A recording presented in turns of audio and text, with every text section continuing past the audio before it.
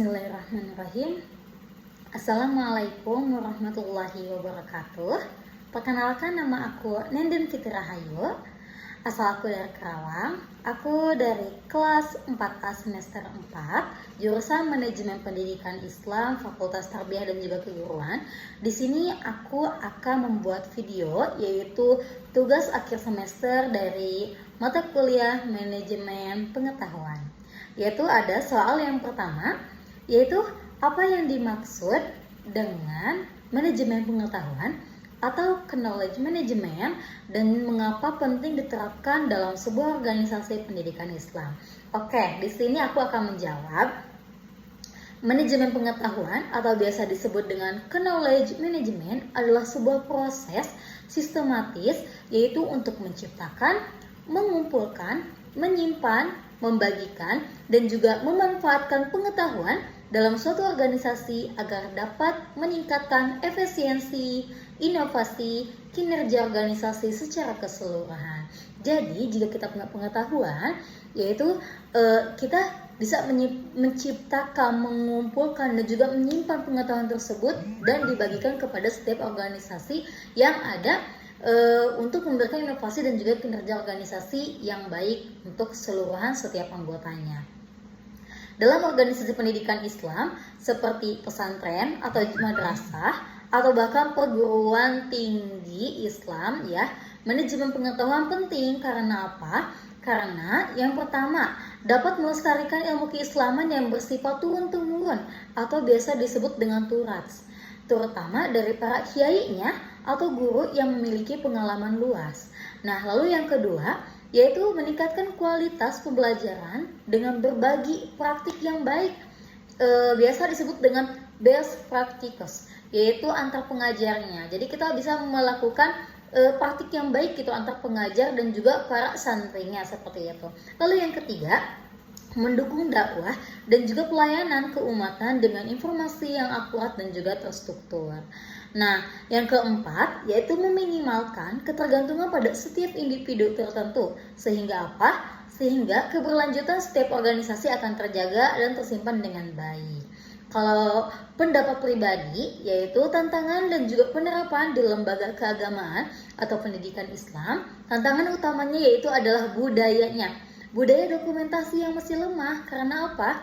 Karena kurangnya infrastruktur teknologi dan juga terkadang adanya keengganan untuk berbagi pengetahuan. Karena apa? Karena faktor hierarki atau kepercayaan masing-masing.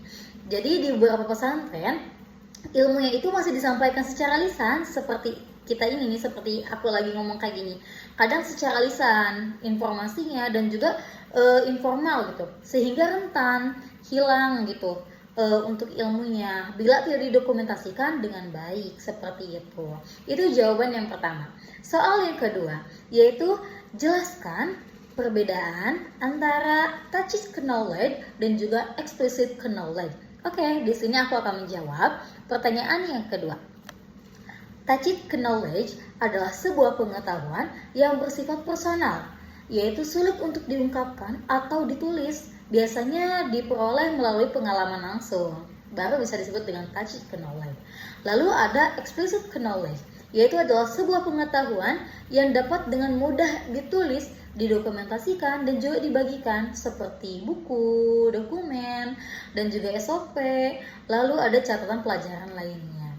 Untuk contohnya dalam sebuah dunia pesantren atau masjid atau bahkan organisasi keislaman atau keagamaan, tacit knowledge adalah metode pengajian kitab kuning oleh seseorang kiai yang tidak tertulis di buku manapun, atau cara membina santri secara spiritual dan juga emosional berdasarkan intuisi dan juga pengalamannya. Jadi dalam tacit knowledge di setiap pesantren itu, kadang kiainya atau para tenaga pendidiknya itu dia tuh akan memberikan pengetahuannya dari pengalaman yang pernah kiai ini dapatkan atau pernah dipelajari. Lalu baru deh dibina kepada para santri-santrinya.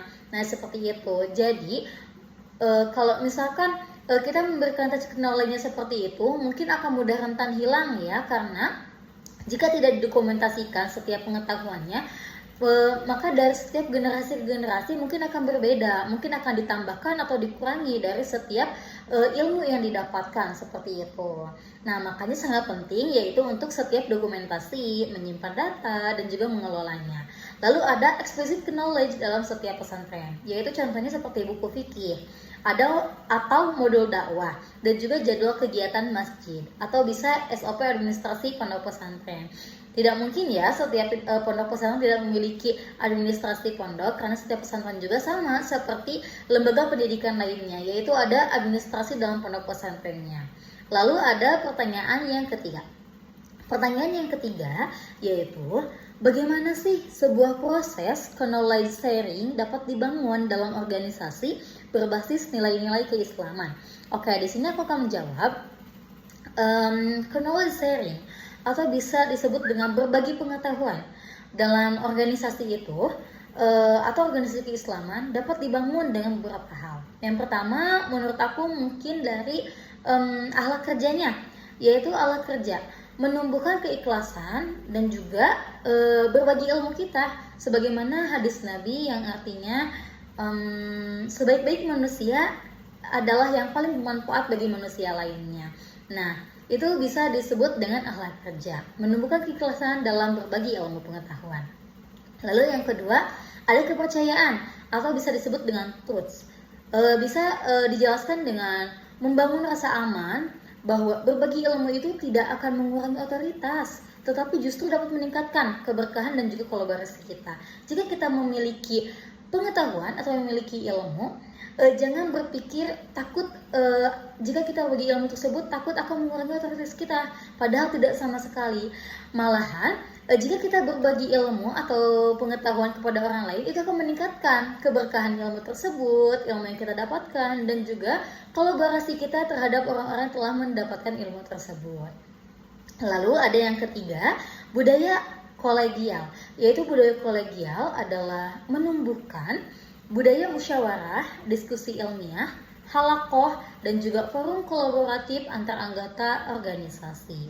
Untuk contoh nyatanya mungkin bisa diambil dari kegiatan baksul masail di sebuah pesantren, atau biasa disebut dengan forum silaturahmi antar masjid ya, yang menjadi wadah pertukaran gagasan dan juga pengalaman dakwah seperti itu. Jika kita memiliki pengalaman dakwah atau bahkan pengetahuan, di situ bisa kita tukarkan gagasan kita kepada orang-orang yang ada di forum tersebut. Nah, seperti itu. Untuk pertanyaan keempat, sebutkan dan juga jelaskan tahapan dalam siklus manajemen pengetahuan. Tahapan mana menurut Anda yang paling krusial dan juga mengapa? Oke, di sini aku akan jawab ya. Tahapan dalam siklus manajemen pengetahuan. Yang pertama ada knowledge creation atau biasa disebut dengan penciptaan pengetahuan, yaitu menghasilkan sebuah pengetahuan baru dari pengalaman, penelitian, atau bahkan inovasi. Lalu yang kedua ada knowledge capture, bisa disebut dengan penangkapan atau bisa atau mendokumentasikan setiap pengetahuan baik yang tacit maupun eksplisit seperti itu. Itu untuk knowledge capture. Yang ketiga ada knowledge organization, yaitu sebuah pengorganisasian yang mana menyusun sebuah pengetahuan itu agar mudah diakses dan juga dikelola oleh semua orang, sehingga orang-orang tidak kesusahan untuk mencari pengetahuan tersebut seperti itu. Yang keempat ada knowledge sharing, yaitu berbagi, menyebarluaskan sebuah pengetahuan kepada anggota organisasi. Yang kelima ada knowledge application, yaitu sebuah penerapan yang mana menggunakan pengetahuan dalam pengambilan keputusan atau kegiatan di setiap organisasinya.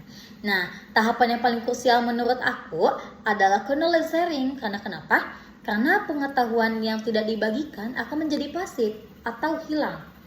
Nah, dalam sebuah konteks organisasi pendidikan Islam itu banyak pengetahuan yang hanya tersimpan dalam ingatan individunya atau setiap ustadz, kiai, pengurus, bahkan orang-orang ya secara individu, dan akan hilang jika tidak dibagikan secara sistematis.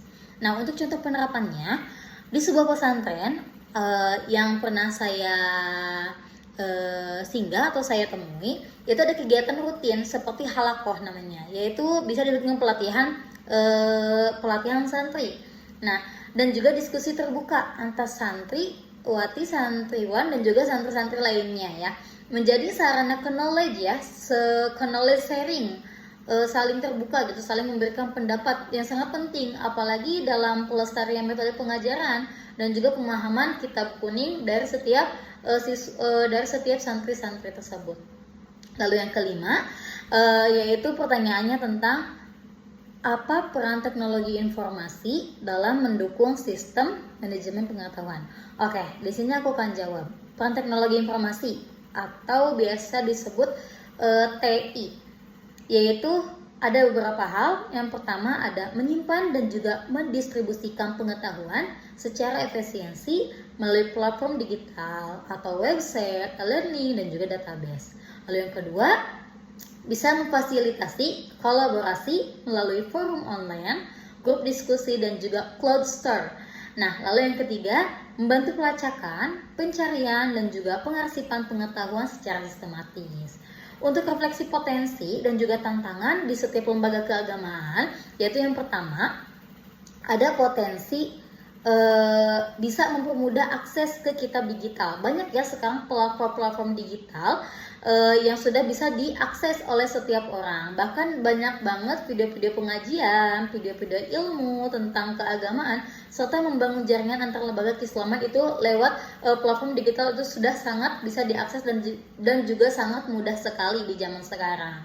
Ya, nah lalu ada tantangannya itu rendahnya literasi digital di kalangan guru atau pengurus tua.